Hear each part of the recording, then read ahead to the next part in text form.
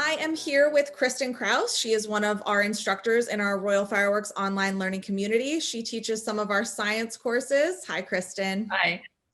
So we're just going to do a virtual open house so parents who are interested in your classes can find out if you're the right fit for their kid. So why don't you just give us a little bit of a background into your expertise, your teaching history?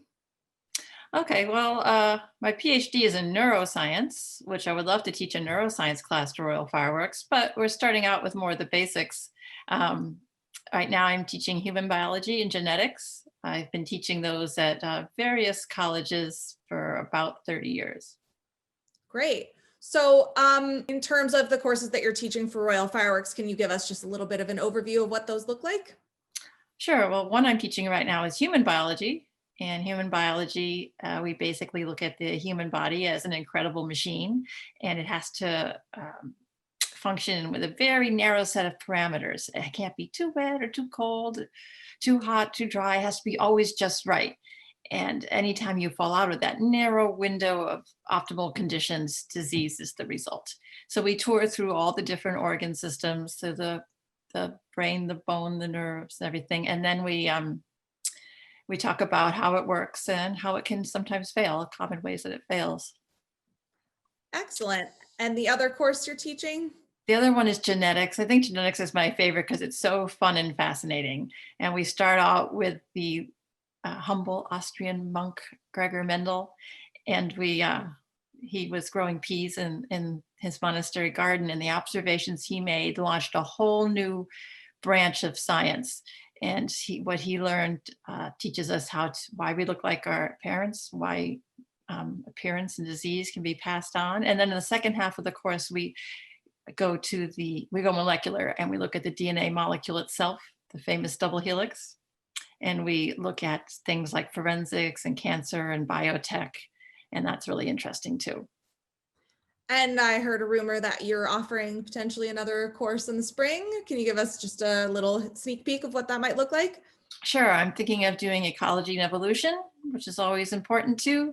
So ecology is how individuals react to their physical environment, like the rocks in the water, and then and also each other, also other species. And evolution is how species change over time, and it's driven by those interactions.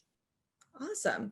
So science is an interesting topic, a subject to teach online. How do you handle things like labs? What do classes look like when a child is learning online with you? Well, we only have about an hour a week, so we spend the hour mostly talking, but then there are interesting readings. Human biology has a lot of labs. I'm actually pretty happy with the amount of wet labs we can do using just common household chemicals, things like salts or vinegar, jello or eggs, and we're able to do a lot of really cool labs like that. In human biology, I also make it optional 3 dissections. You can buy a brain, eye, or a heart at a biological supply house, and they are very inexpensive. They're only like $5 to $10. And so some of the students really love those dissections, and some of the students don't really like them. They just think they're gross. So they're optional, but they're pretty exciting. As far as genetics goes, there's only one lab we can really do with kitchen chemicals, and the rest of them, you really need equipment and chemicals that most people don't have in their house.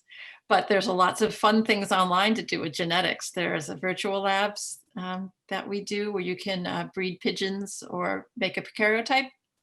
And there are lots of fun readings. We read about Super Horse Secretariat, Tasmanian devils, Komodo dragons, and then we learn why OJ wasn't convicted.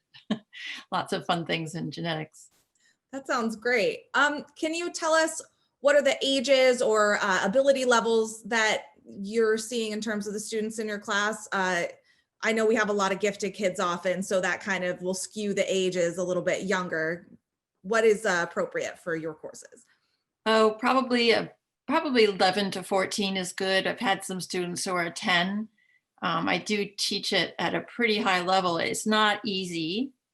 So, but Royal Fireworks students keep up with it really well. And, but yeah, I'd say you want to be. Most of my students are, I think, are 12 or 13. Fantastic.